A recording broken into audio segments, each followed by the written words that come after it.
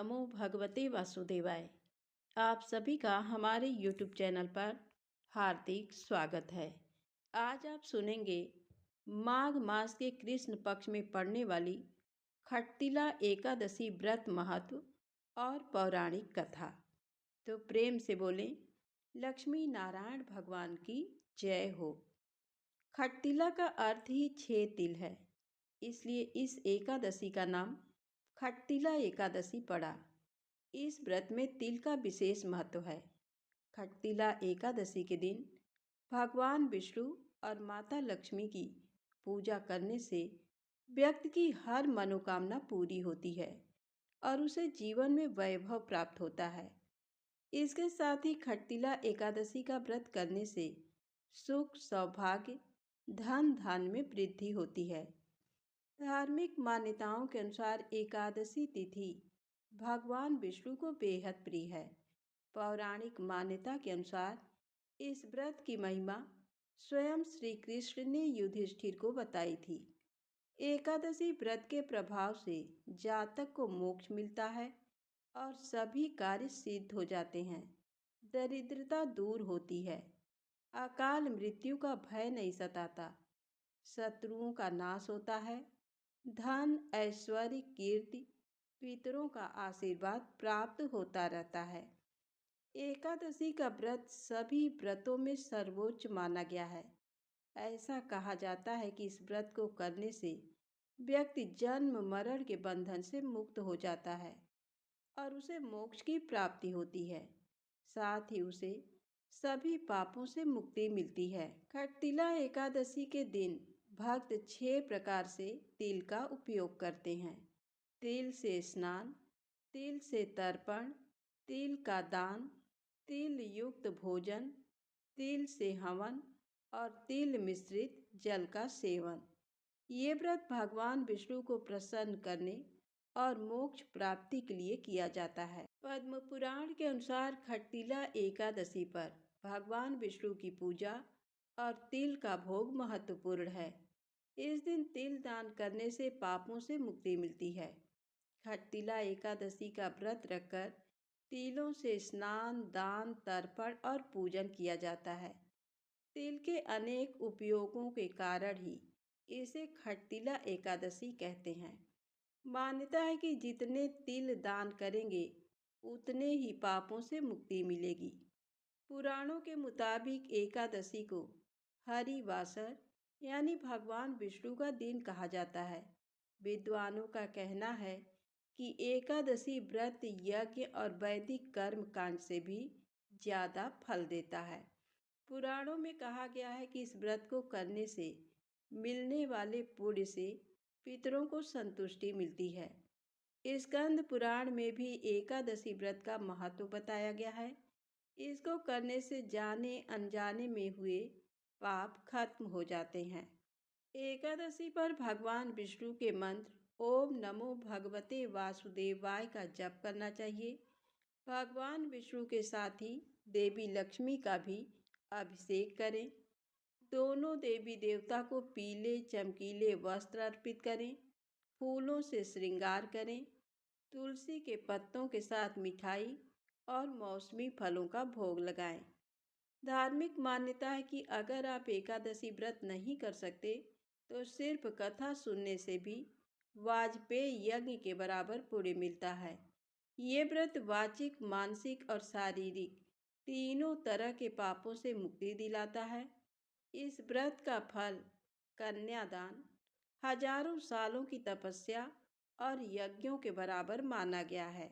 पद्म पुराण का कहना है कि जो व्यक्ति इच्छा या न चाहते हुए भी एकादशी उपवास करता है वो सभी पापों से मुक्त होकर परम धाम वैकुंठ धाम प्राप्त करता है।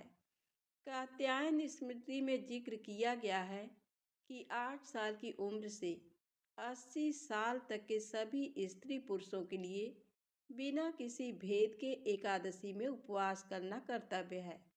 एकादशी के दिन ओम नमो भगवते वासुदेवाय, ओम नमो नारायणाय नमः मंत्र का उच्चारण अधिक से अधिक करें। एकादशी के दिन तुलसी दल नहीं तोड़ना चाहिए। इसके बाद गीता का पाठ अवश्य करें।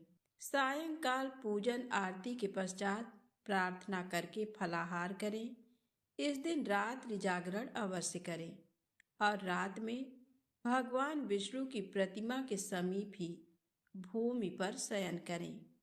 एकादशी के दिन गाय बछड़े की पूजा और तुलसी जी की पूजा अवश्य करें तथा केले के पेड़ का पूजन भी अवश्य करना चाहिए।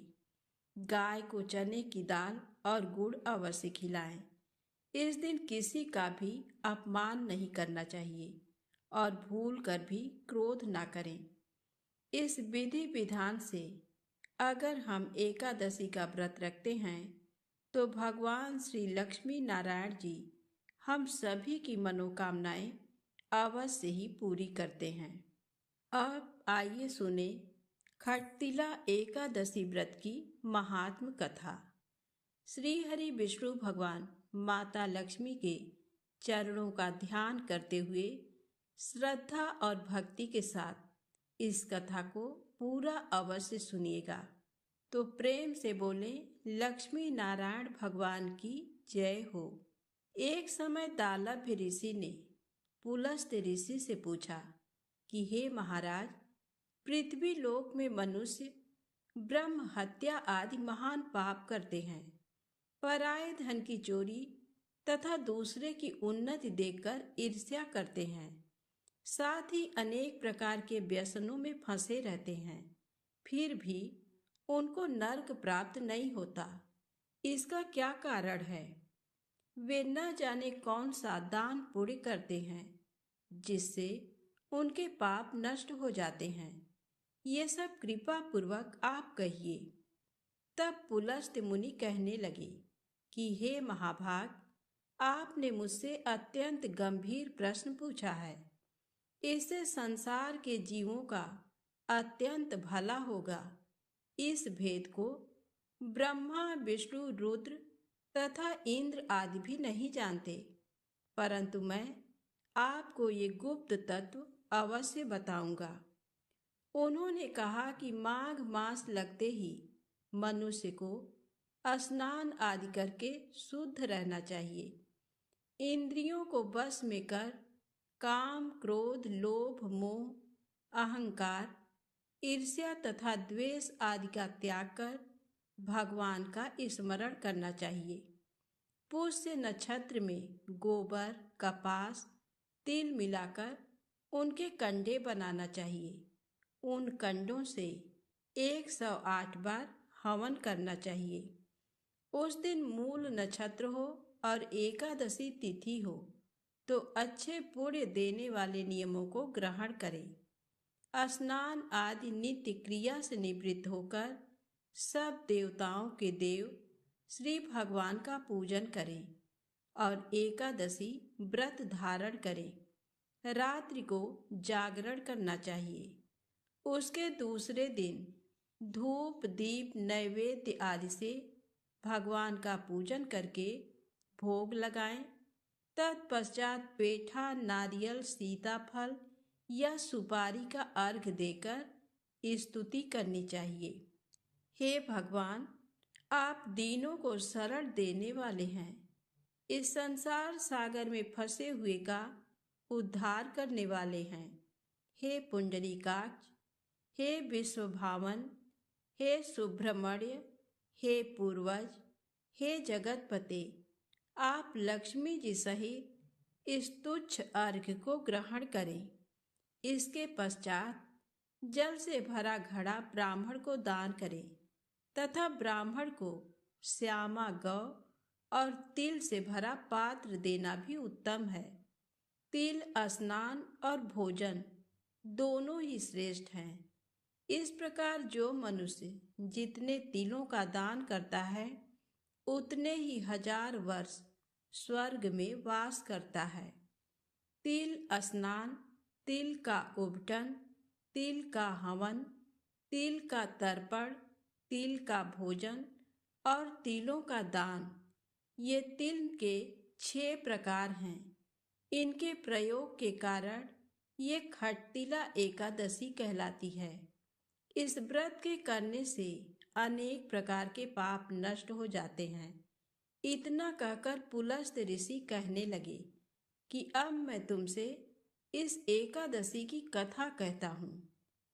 एक समय नारद जी ने भगवान श्री विष्णु से यही प्रश्न किया था और भगवान ने जो खट्टिला एकादशी का महात्म नारद जी से कहा सो मैं तुमसे कहता हूँ। भगवान ने नारद जी से कहा कि हे नारद, मैं तुमसे सत्य घटना कहता हूँ, ध्यान पूर्वक सुनो। प्राचीन काल में मृत्युलोक में एक ब्राह्मणी रहती थी। वह सदैव व्रत किया करती थी। एक समय वह 1 मास तक व्रत करती रही। इससे उसका शरीर अत्यंत दुर्बल हो गया। यद्यपि वह अत्यंत बुद्धिमान थी, तथापि उसने कभी देवताओं या ब्राह्मणों के निमित्त अन्न या धन का दान नहीं किया था। इससे मैंने सोचा कि ब्राह्मणी ने व्रत आदि से अपना शरीर शुद्ध कर लिया है। अब इसे विष्णु लोक तो मिल ही जाएगा, परंतु इसने कभी अन्न का दान नहीं किया। इससे इसकी तृप्ति होना कठिन है। भगवान ने आगे कहा, ऐसा सोचकर मैं भिखारी के वेश में मृत्यु लोक में उस ब्राह्मणी के पास गया और उससे भिक्षा मांगी। वह ब्राह्मणी बोली, महाराज, किस लिए आए हो? मैंने कहा, मुझे भिक्षा चाहिए। इस पर उसने एक मिट्टी का ढेला मेरे भिक्षा पात्र में डाल दिया। मैं उसे लेकर स्वर्ग में लौट आया। कुछ समय बाद ब्राह्मणी भी शरीर त्याग कर स्वर्ग में आ गई। उस ब्राह्मणी को मिट्टी का दान करने से स्वर्ग में सुंदर महल मिला, परंतु उसने अपने घर को अन्न आदि सब सामग्रियों से शून्य पाया। घबराकर वह मेरे पास आई और कहने लगी कि भगवान, मैंने अनेक व्रत आदि से आपकी पूजा की, परंतु फिर भी मेरा घर अन्न आदि सब वस्तुओं से शून्य है। इसका क्या कारण है? इस पर मैंने कहा, पहले तुम अपने घर जाओ, देव स्त्रियां आएंगी तुम्हें देखने के लिए। पहले उनसे खट्टिला एकादशी का पुण्य और विधि सुन लो, तभी द्वार खोलना। मेरे ऐसे वचन सुनकर वह अपने घर गई। जब देव स्त्रियां आईं और द्वार खोलने को कहा, तो ब्राह्मणी बोली, आप मुझे देखने आई हैं, तो खट्टिला एकादशी का महात्म्य मुझसे कहें। उनमें से एक देव स्त्री कहने लगी कि मैं कहती हूँ। जब ब्राह्मणी ने खट्टिला एकादशी का महात्म्य सुना, तब द्वार खोल दिया। देवांगनाओं ने उसको देखा कि न तो वह गंधर्वी है और न आसुरी है, वरन पहले जैसी मानुषी है। उस ब्राह्मणी ने उनके कथनानुसार खट्टिला एकादशी का व्रत किया। इसके प्रभाव से वह सुंदर और रूपवती हो गई तथा उसका घर अन्न आदि समस्त सामग्रियों से युक्त हो गया। अतः मनुष्यों को मूर्खता त्याग कर खट्टिला एकादशी का व्रत और लोभ न करके तिल आदि का दान करना चाहिए। इससे दुर्भाग्य, दरिद्रता तथा अनेक प्रकार के कष्ट दूर होकर मोक्ष की प्राप्ति होती है।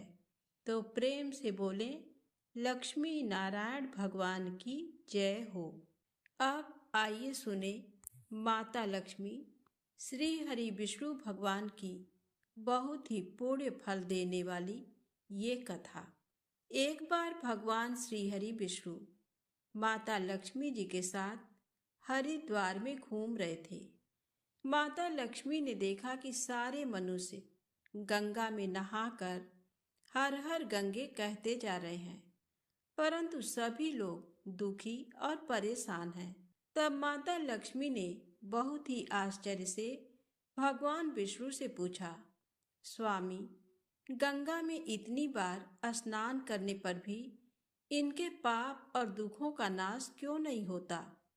क्या गंगा में अब सत्यता नहीं रही? तब भगवान विष्णु बोले, गंगा में तो वही सामर्थ्य है, परंतु इन लोगों ने पाप नाशनी गंगा में स्नान ही नहीं किया, फिर इन्हें लाभ कैसे मिलेगा। माता लक्ष्मी जी ने आश्चर्य से कहा कि स्नान कैसे नहीं किया, सभी तो हमारे सामने ही नहा नहा कर जा रहे हैं, अभी तक तो इनके शरीर भी नहीं सूखे हैं। तब भगवान विष्णु ने कहा, लोग तो केवल जल में डुबकी लगाकर ही आ रहे हैं, तुम्हें मैं कल इसका रहस्य समझाऊंगा। दूसरे दिन बहुत ही जोर से बारिश होने लगी, सारी गलियां कीचड़ से भर गई। एक चौड़े रास्ते में एक बड़ा सा गड्ढा था, चारों ओर कीचड़ भरी हुई थी और भगवान विष्णु ने लीला रची। वे स्वयं एक बूढ़े आदमी का रूप धारण करके उस गड्ढे में जा गिरे। लक्ष्मी जी को उन्होंने समझाकर पास में बैठा दिया कि देखो, तुम लोगों को सुना सुनाकर पुकारती रहो कि मेरे बूढ़े पति अचानक गड्ढे में गिर पड़े हैं, कोई पुण्यात्मा इनको बाहर निकालकर इनके प्राण बचाओ और हम असहाय दंपति की सहायता करें। और भगवान विष्णु ने ये भी समझा दिया कि जब कोई व्यक्ति गड्ढे में से मुझे बाहर निकालने को तैयार हो, तब इतना और कह देना कि मेरे पति सर्वथा निष्पाप हैं। इन्हें वही व्यक्ति छुए जो खुद भी निष्पाप हो। यदि आप निष्पाप हैं तो इनको हाथ लगाएं, नहीं तो उनके हाथ लगाते ही आप स्वयं भस्म हो जाएंगे। लक्ष्मी जी ने तथास्तु कहकर गड्ढे के किनारे बैठ गई और आने जाने वालों को सुना सुनाकर भगवान विष्णु की सिखाई हुई बात कहने लगी।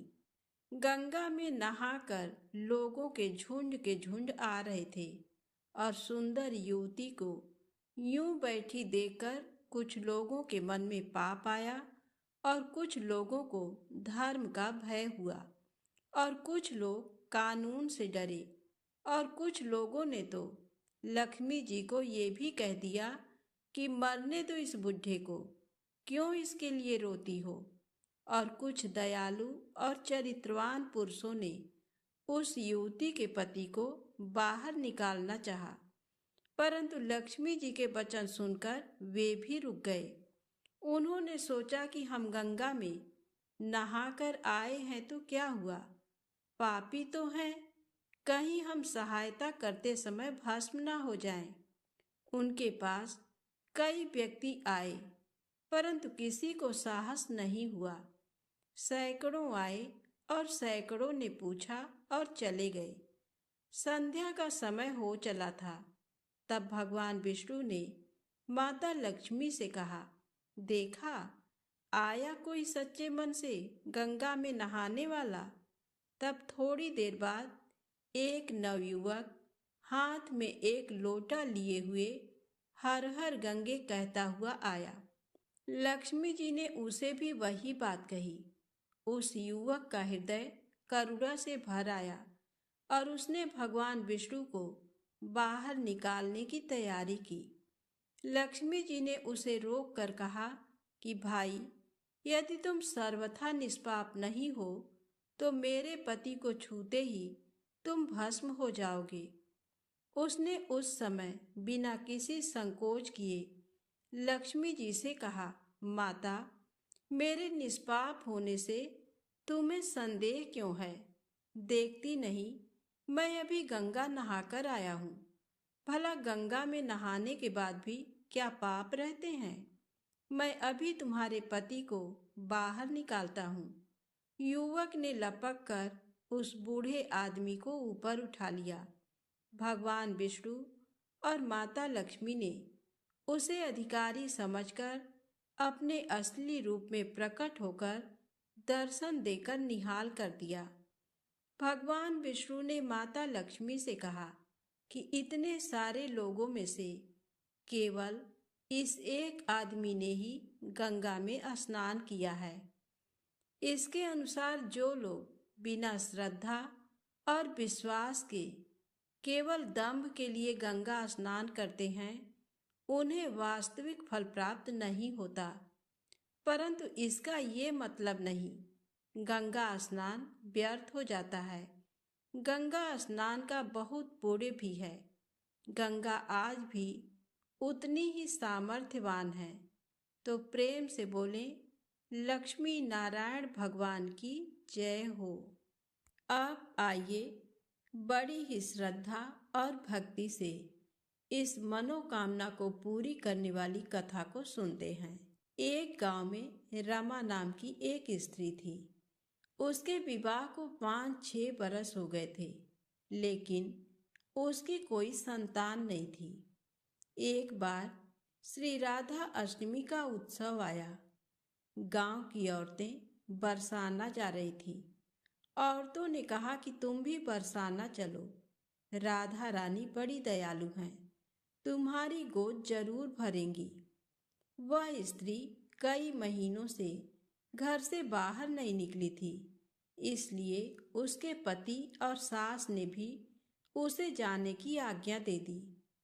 बस उसने मन में ठान लिया कि राधा रानी मेरी गोद जरूर भरेंगी। जिस दिन उसे जाना था, उसी दिन उसके पैर में चोट लग गई। चला भी नहीं जा रहा था।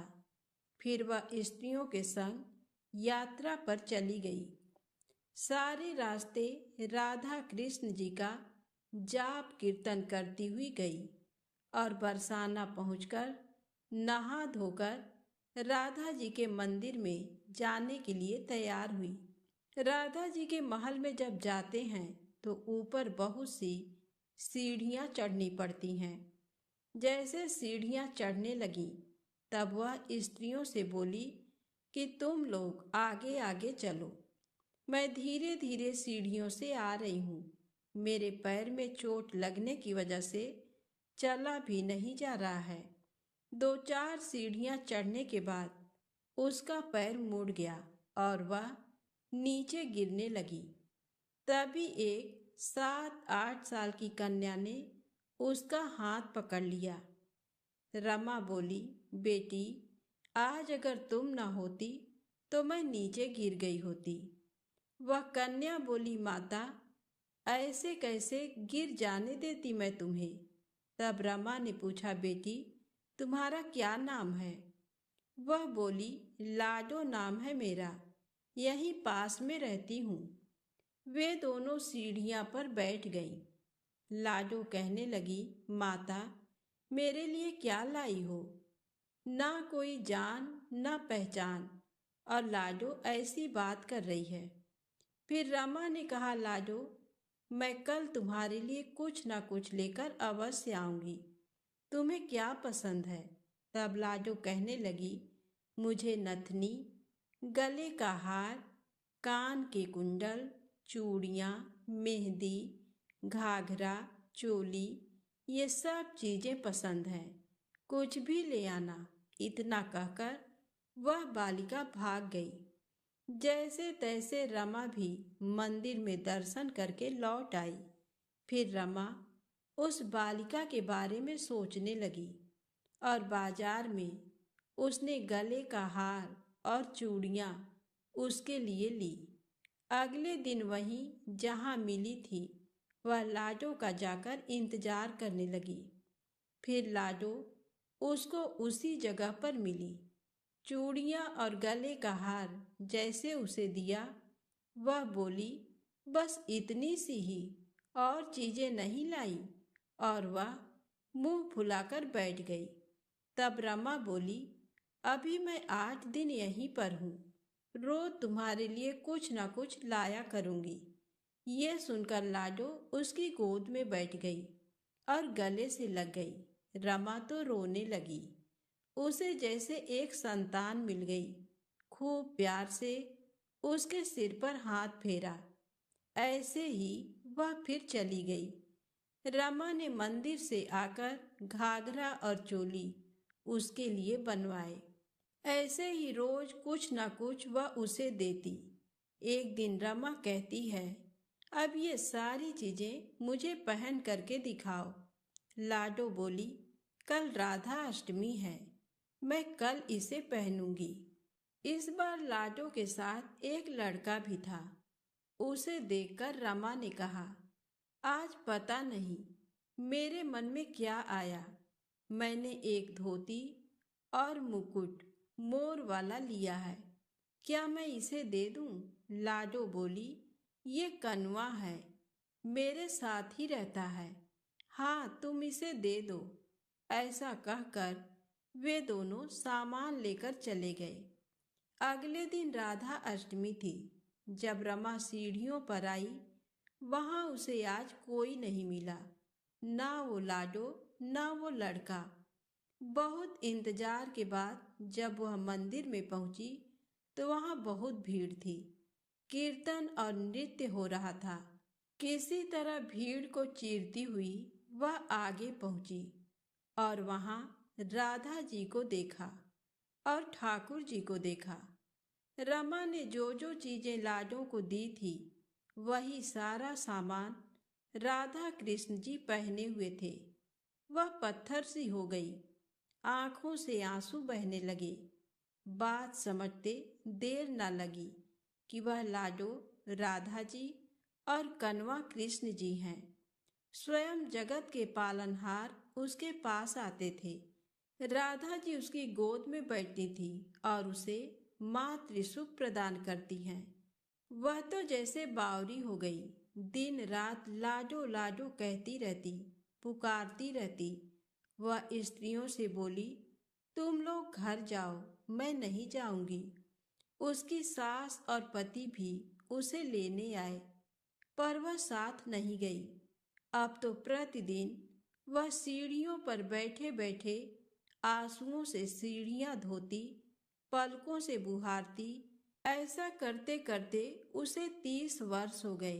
एक दिन एक बालिका उसका हाथ पकड़कर ऊपर अटालिका में ले गई। वहां जाकर बोलती है, लो आ गई मैं ही हूं तुम्हारी लाडो। ऐसा कहकर बाहें फैलाकर रमा को बुलाने लगी और अपने गले लगा लिया। उस दिन रमा ऐसे गले लगी कि इस पार्थिव शरीर को छोड़कर सदा के लिए अपनी लाडो के पास चली गई। तो बोलिए श्री राधा कृष्ण भगवान की जय, बरसाने वाली की जय हो। अब आइए सुने धन समृद्धि देने वाली तुलसी माता की पावन कथा। एक नगर में एक गरीब ब्राह्मण अपनी पत्नी के साथ रहता था। वह भिक्षा मांगकर अपना जीवन गुजारता और भगवान की पूजा में लगा रहता था। वह उतनी ही भिक्षा मांगता जिससे उसके और उसके परिवार का पेट भर सके। उस नगर का राजा बहुत धनवान और ब्राह्मणों का आदर करने वाला था। राजा किसी भी ब्राह्मण को अपने महल से खाली हाथ नहीं जाने देता था। दूर दूर से ब्राह्मण राजा के पास आते और मुंह मांगा दान लेकर आशीर्वाद देते हुए चले जाते।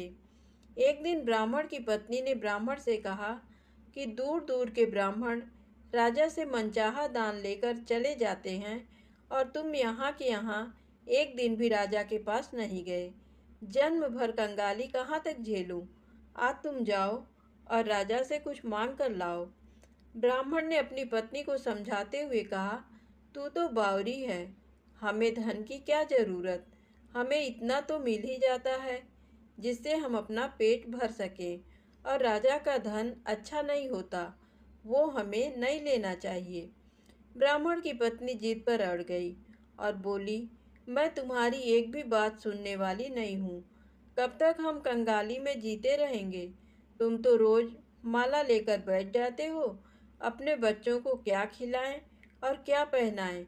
जब बच्चे दूसरे बच्चों को पहनते ओढ़ते और खाते पीते देखते हैं तो उनका मन भी ललचाता है। आज तुम राजा के पास जाओ, राजा बहुत भला व्यक्ति है, वो हमें जरूर मुँह मांगा दान देगा। मजबूर होकर ब्राह्मण राजा के महल की ओर चल दिया, पर राजा उस समय महल में नहीं था। ब्राह्मण को वापस लौटना पड़ा। दूसरे दिन ब्राह्मण की पत्नी ने ब्राह्मण को फिर से महल भेजा परंतु राजा फिर से महल में नहीं मिला। तीसरे दिन राजा महल में मिल गया और उसने ब्राह्मण का स्वागत किया और उसे आसन पर बैठाया और 2 दिन न मिल पाने के लिए क्षमा भी मांगी। राजा ने कहा, मैं आपकी क्या सेवा कर सकता हूँ? ब्राह्मण ने कहा, जो मैं मांगू वो आप दे सकेंगे? राजा ने कहा, हाँ हाँ, कहिए, मैं आपकी क्या सेवा कर सकता हूँ? ब्राह्मण ने निवेदन किया, महाराज, मैं कुछ और नहीं चाहता, बस आप मुझे अपनी पसीने की कमाई से 4 पैसे दान में दे दीजिए। ब्राह्मण की बात सुनकर राजा चौंक गया और सोचने लगा, खजाने में बहुत सारा धन पड़ा है, पर मेरे मेहनत की 1 कौड़ी भी नहीं है। राजा ने ब्राह्मण से कहा, आप मुझे 1 दिन का समय दें, मैं कल आपको आपका मुंह मांगा दान दूंगा। ब्राह्मण को जब खाली हाथ देखा तो पत्नी बोली, क्या हुआ? राजा ने कुछ नहीं दिया? ब्राह्मण बोला, राजा ने कल देने के लिए कहा है।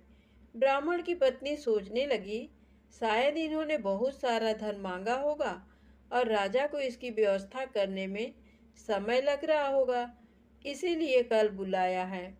दूसरी ओर राजा ने अपने राजसी कपड़े बदलकर फटे पुराने कपड़े पहने और मजदूर जैसा वेश बना लिया। जब राजा की पत्नी ने देखा और कारण पूछा तो राजा ने सब कुछ बताया। रानी बोली, मैं भी आपके साथ चलूंगी। राजा के हाँ कहने पर रानी भी पुरानी साड़ी पहनकर आ गईं। इस प्रकार राजा रानी मजदूरी की तलाश में शहर निकले। लुहारों के मोहल्ले में जाकर राजा ने आवाज लगाई, किसी को मजदूर चाहिए, मजदूर। आखिर एक लुहार ने उन्हें बुला लिया, जो पहिए पर हाल चढ़ाने की तैयारी कर रहा था। उसने राजा से कहा, देखो, तुम्हें पहले खलात धोंकनी पड़ेगी और जब आग आ जाए उसके बाद घन पीटना होगा। फिर रानी की ओर देखकर कहा, तुम्हें कुएं से पानी लेकर हौदी भरनी पड़ेगी और कोयले वाले घर से कोयला लेकर भट्टी में डालना होगा। तुम दोनों को दिन भर में 2-2 आने मिलेंगे। अगर काम पसंद हो तो बोलो, नहीं तो अपना रास्ता नापो। राजा रानी लुहार के बताए काम को करने लगे। राजा खलात धोंकने लगा, पर उससे काम ठीक से नहीं हो पा रहा था। लोहार नाराज होकर राजा को ठीक से काम करने के लिए कहता। राजा जैसे तैसे अपना काम करने लगा। रानी भी कुएं से पानी भरकर लाने लगी। रानी के हाथ में फफोले पड़ गए। किसी तरह बड़ी कठिनाइयों से उसने पानी का हौद भरा। उसके बाद रानी कोयला लाकर भट्टी में डालने लगी। कोयला भरने से रानी के गोरे हाथ और कपड़े काले हो गए। भट्टी में आग आने पर लुहार ने 5 भट्टी में से निकालकर पहिए पर जमाई और एक घन अपने हाथ में लेकर और एक राजा के हाथ में देकर कहा, देखो, बारी बारी से घन इस पर पटकना, हाथ इधर उधर न होने पाए। राजा जोर जोर से घन पटकने लगा, लेकिन उसका निशाना ठीक नहीं बैठता था। कभी घन हाल पर गिरता तो कभी पहिए पर। मजदूरों का ये हाल देखकर लुहारिन बड़बड़ाती हुई आई और लुहार से कहने लगी, तुमने कहाँ से ये नौसिखिए मजदूर काम पर लगाए हैं? इनसे काम नहीं होगा। ये सबसे मजदूर तुम्हारा सब काम बिगाड़ देंगे। राजा रानी उन दोनों की फटकार सुनते सुनते अपना काम मन लगाकर करते रहे। घन पटकते पटकते राजा का शरीर पसीने से तर हो गया और जोर जोर से सांस चलने लगी। रानी भी पानी भरते भरते और कोयला झोंकते झोंकते थककर चूर हो गई। दोनों ने पूरे दिन बहुत मेहनत की। लुहार ने राजा रानी को 2-2 पैसे दिए, जिसे वो बड़ी खुशी खुशी लेकर महल आ गए। आज उन्हें पता चला कि मेहनत की कमाई कैसी होती है। राजा ने 4 पैसे अलग रख दिए और अगले दिन ब्राह्मण को बुलाकर उसे दे दिए। ब्राह्मण राजा को आशीर्वाद देकर घर लौटा और ब्राह्मणी से कहा, लो, मैं राजा के यहाँ से दक्षिणा ले आया हूँ। ब्राह्मणी खुश होकर दौड़ती हुई आई, पर जब उसने 4 पैसे देखे तो वो ठिठक कर रह गई और उन्हें दूर फेंक दिया। वो जल भूनकर ब्राह्मण से बोली, तुम जैसे दरिद्र से राजा के यहाँ जाकर भी कुछ न मांगा गया, शर्म भी नहीं आती, कहकर रूठकर चली गई और बहुत देर तक बड़बड़ करती रही। ब्राह्मण ने उन 4 पैसों को उठाकर तुलसी घर के पास रख दिया और सोचा जब ब्राह्मणी शांत हो जाएगी तो जरूरत पड़ने पर उठा लेगी। परंतु कई दिनों तक पैसे वहीं रखे रहे और फूल बेलपत्र ऊपर से गिरकर मिट्टी में दब गए। ब्राह्मण और ब्राह्मणी दोनों ही उन सिक्कों के बारे में भूल गए। कुछ दिनों बाद तुलसी घर में 4 पौधे उगे। चारों पौधे बहुत सुंदर थे। ये देख ब्राह्मणी रोज उनमें पानी डाल देती। 4 महीने बाद वो पौधे बड़े हो गए और उनमें फूल लगने लगे। फूल सूखने पर इनसे मोती झड़ने लगे। ब्राह्मण और ब्राह्मणी ने कभी मोती नहीं देखे थे। वो समझे कि कोई बीज है। हर रोज कई फूल झड़ते और बहुत मोती पूरे तुलसी घर में बिखर जाते। ब्राह्मणी उन मोतियों को समेटकर घर के एक कोने में डाल देती। इस तरह वहां मोतियों का ढेर लग गया। एक दिन एक सब्जी वाली आई। ब्राह्मणी को सब्जी लेनी थी पर उसके पास पैसे नहीं थे। उसने सब्जी वाली से कहा, क्या तुम इन चमकदार चीजों के बदले सब्जी दे सकती हो? सब्जी वाली ने देखा तो वो पहचान गई कि ये तो मोती है। उसने खुशी खुशी ब्राह्मणी को उन मोतियों के बदले उसकी मनपसंद सब्जी दे दी। अब से हर रोज ऐसा होने लगा। ब्राह्मणी और सब्जी वाली दोनों खुश थे। सब्जी वाली ये सोचकर खुश थी कि मुझे 1 पैसे की तरकारी के बदले हजारों का माल मिलता है, और ब्राह्मणी ये सोचकर खुश थी कि इन चीज़ों के बदले सब्जी मिल जाती है। इस प्रकार कई महीने बीत गए। उधर राजमहल में कई राजहंस थे जो मोती चुगते थे। राजा का ये नियम था, जब राजहंस मोती चुग लेते थे इसके बाद ही राजा और उसका परिवार भोजन करता था। एक समय बाद राजा का सारा धन उन मोतियों और दान देने में खर्च हो गया। अब राजा को मोती खरीदने के पैसे तक नहीं बचे। ये खबर पूरे नगर में फैल गई। ब्राह्मण और ब्राह्मणी को जब ये पता चला तो उन्होंने यही विचार किया कि राजा बहुत दानी और नेक दिल है। उसने अपना सब कुछ दान कर दिया, यहाँ तक कि शायद उनके पास खाने को भी कुछ नहीं है। ऐसे हालत में हमें उन लोगों की सहायता करनी चाहिए। ब्राह्मण ने ब्राह्मणी से कहा, अगर तू कहे तो इसमें से कुछ बीज राजा को दे दूं। तू कहती है इससे सब्जी और खाने की चीज़ें मिल जाती हैं। ब्राह्मणी ने कहा, हाँ, मैं रोज इसके बदले सौदा लिया करती हूँ। ऐसा कहकर ब्राह्मणी एक टोकरी बीज भर लाई। ब्राह्मण राजा के पास पहुँचा और उसे वो मोती दिए और राजा को सारी बात बताई। राजा उन मोतियों को देखकर चौंक गया। उसने मोती राजहंस को दिए। राजहंस उन्हें चुगने लगे। ये देख राजा ने ब्राह्मण से कहा, एक एक मोती सैकड़ों रुपयों का है। सच बताएं, आपके पास इतने मोती कहाँ से आए? ब्राह्मण बोला, महाराज, ऐसे बीज तो हमारे घर पर बहुत हैं, और राजा को पूरी बात बताई। राजा अपने मंत्रियों के साथ ब्राह्मण के घर पहुँचे और उन चारों पेड़ों को देखा। पूछताछ में उन सिक्कों वाली बात सामने आ गई। जब पेड़ों को देखा तो उनकी जड़ के पास वही सिक्के चिपके हुए थे। आज ब्राह्मण ब्राह्मणी को मालूम हुआ कि उनके पास लाखों करोड़ों की दौलत है, जिसे वो साधारण बीज समझते थे। ब्राह्मण ने सोचा कि मेरे लिए ये धन किस काम का। ऐसा सोच ब्राह्मण ने सारे मोती राजा को दान में दे दिए। राजा की आंखें भी खुल गईं। मेहनत के धन की कीमत उन्हें मालूम पड़ गई। उस दिन राजा ने प्रण कर लिया कि मैं खजाने के पैसों से एक भी पैसा अपने खर्च में नहीं लगाऊंगा। अपना खर्च मेहनत करके चलाऊंगा। खजाने और ब्राह्मण के दान से राजा ने जनता के हित में कई धर्म कर्म काम शुरू कर दिए। तो प्रेम से बोले, लक्ष्मी नारायण भगवान की जय हो। आइए अब मनोकामनाएं पूर्ण करने वाली एकादशी माता की कथा को सुनते हैं। एक बूढ़ी माँ ने एक बार एकादशी का व्रत रखा। बड़े ही भाव भक्ति से पूजा अर्चना की। उन्हें वृद्धावस्था में क्या बाधा थी। वे तो अपने पुत्र पौत्रों की सुख सुविधा के लिए व्रत रखने लगी। वे दिन भर तो जरा कठोर मन करके अपनी प्यास को रोके रहीं। दिन में पूजा पाठ किया, कथा सुनी और पंडित जी को मिट्टी के पात्र में भरकर पानी और ऋतु फलदान में दिए। दोना भर भर के बूरा शक्कर वितरण किया। उन्हें गर्मी के कारण बहुत बेचैनी हो रही थी। इस कारण से बड़ी देर तक पानी में पड़ी रहीं और पानी के कुल्ला करती रहीं, मुंह धोती रहीं। तब कहीं थोड़ा बहुत धैर्य बंध पाया। धूप तो तेज पड़ ही रही थी, इस कारण बार बार मुंह सूख रहा था। बूढ़ी माँ बहुत बेचैन हो रही थी।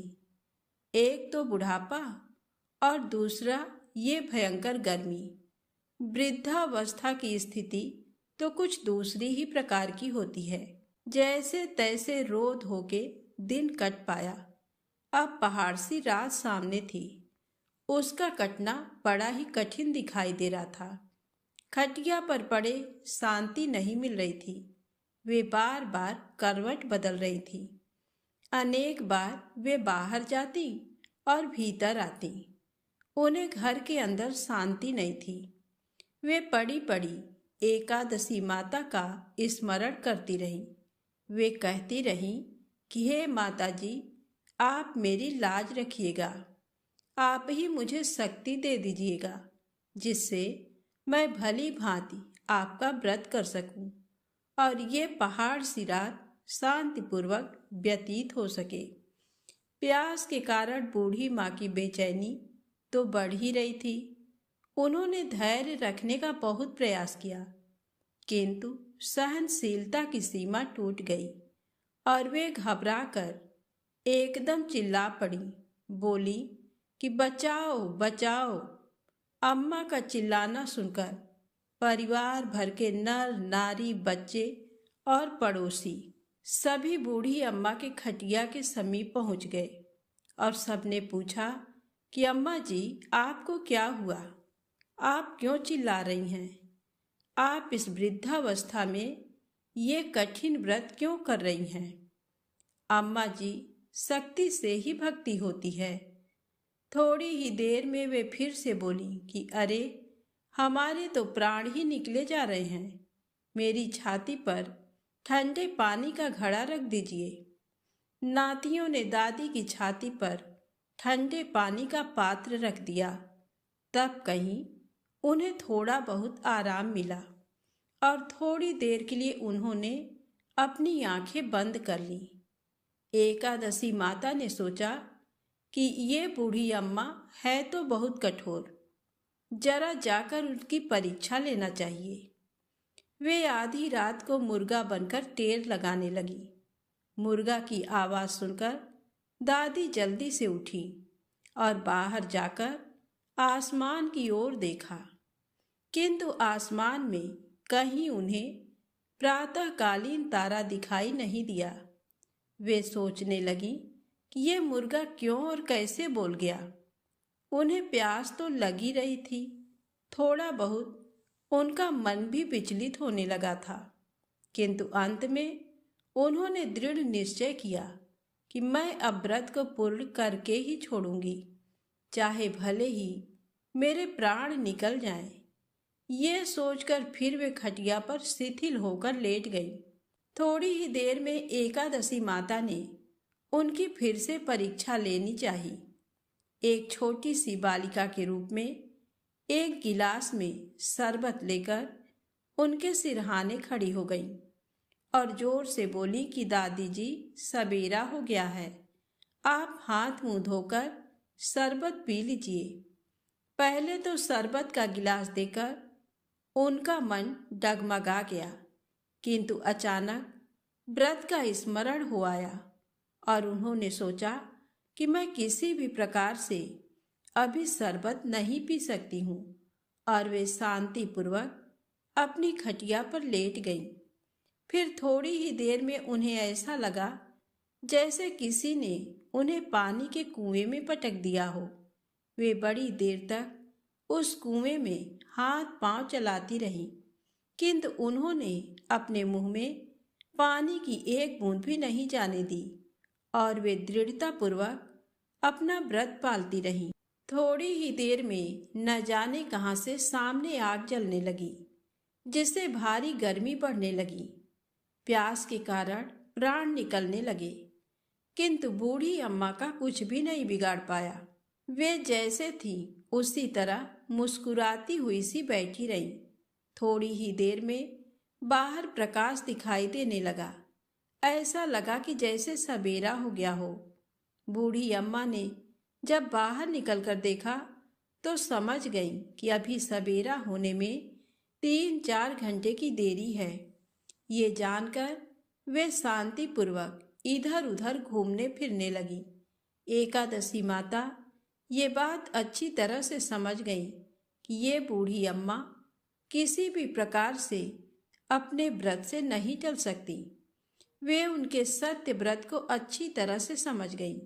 सवेरा होते ही बूढ़ी माता ने स्नान किया, भगवान का पूजन पाठ किया, एकादशी माता की कथा सुनी, ब्राह्मणों को दक्षिणा देकर भोजन कराया।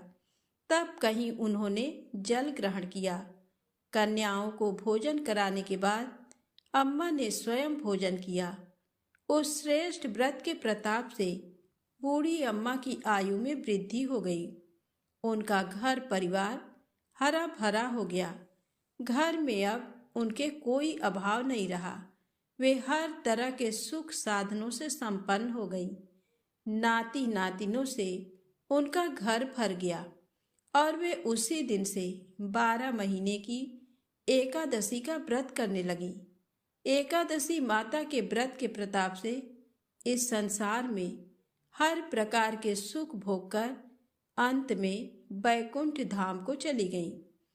जैसे एकादशी माता ने बूढ़ी माता और उनके परिवार को हरा भरा किया, ऐसे ही एकादशी माता हम सभी की मनोकामनाओं को पूर्ण करे। तो बोलिए श्री लक्ष्मी नारायण भगवान की जय हो। आइए सुने एकादशी माता की आरती। ओम जय एकादशी माता, जय एकादशी माता। विष्णु पूजा व्रत को धारण कर, विष्णु पूजा व्रत को धारण कर, शक्ति मुक्ति पाता। ओम जय एकादशी माता, तेरे नाम की नाऊं देवी, भक्ति प्रदान करनी, गण गौरव की देनी, गण गौरव की देनी, माता शास्त्रों में बरनी। ओम जय एकादशी माता। मार्गशीर्ष के कृष्ण पक्ष की उत्पन्ना विश्वतारिणी जन्मी, शुक्ल पक्ष में हुई मोक्षदा, शुक्ल पक्ष में हुई मोक्षदा, मुक्तिदाता बन आई। ओम जय एकादशी माता। पौष के कृष्ण पक्ष की सफला नामक है, शुक्ल पक्ष में होए पुत्रदा, शुक्ल पक्ष में होए पुत्रदा, आनंद अधिक रहे। ओम जय एकादशी माता। नाम षट तिला माघ मास में कृष्ण पक्ष आवे, शुक्ल पक्ष में जया कहावे, शुक्ल पक्ष में जया कहावे, विजय सदा पावे। ओम जय एकादशी माता। विजया फागुन कृष्ण पक्ष में शुक्लायामल की पाप मोचनी कृष्ण पक्ष में पाप मोचनी कृष्ण पक्ष में चैत्र महाबली की। ओम जय एकादशी माता। चैत्र शुक्ल में नाम कामदा धन देने वाली नाम बरूथिनी कृष्ण पक्ष में नाम बरूथिनी कृष्ण पक्ष में बैसाख माहवाली। जय एकादशी माता। शुक्ल पक्ष में होए मोहिनी अपराज्येष्ठ कृष्ण पक्षी नाम निर्जला सब सुख करनी नाम निर्जला सब सुख करनी शुक्ल पक्ष रखी। ओम जय एकादशी माता। योगिनी नाम आषाढ़ में जानो कृष्ण पक्ष करनी देव शयनी नाम कहायो देव शयनी नाम कहायो शुक्ल पक्ष धरनी। ओम जय एकादशी माता।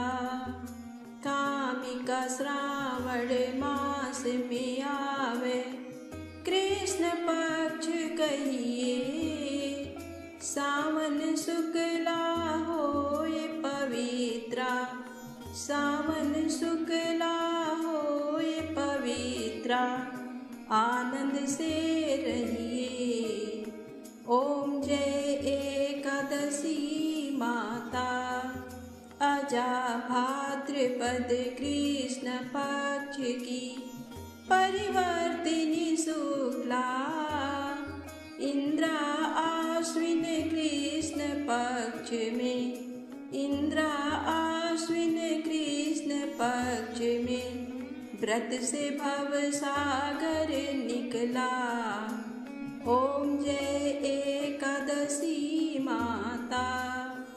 पापांकुशा है शुक्ल पक्ष में आप हरनहारी रमा मास कार्तिक में आवे रमा मास कार्तिक में आवे सुखदायक भारी। ओम जय एकादशी माता। देवोत्थानी शुक्ल पक्ष की दुख नाशक मैया पावन मास में करूं विनती पावन मास में करूं विनती पार करो नैया। ओम जय एकादशी माता। परमा कृष्ण पक्ष में होती जन मंगल करनी शुक्ल मास में होए पद्मिनी शुक्ल मास में होए पद्मिनी दुख दारिद्र हरनी। ओम जय एकादशी माता। जो कोई आरती एकादशी की भक्त सहित गावे जन गुरदिता स्वर्ग का वासा जन गुरदिता स्वर्ग का वासा निश्चय वह पावे। ओम जय एकादशी माता। जय एकादशी माता। ओम जय एकादशी माता। विष्णु पूजा व्रत को धारण कर विष्णु पूजा व्रत को धारण कर भक्ति मुक्ति पाता। जय एकादशी माता। प्रेम से बोले एकादशी माता की जय हो। श्री हरि विष्णु भगवान की जय हो।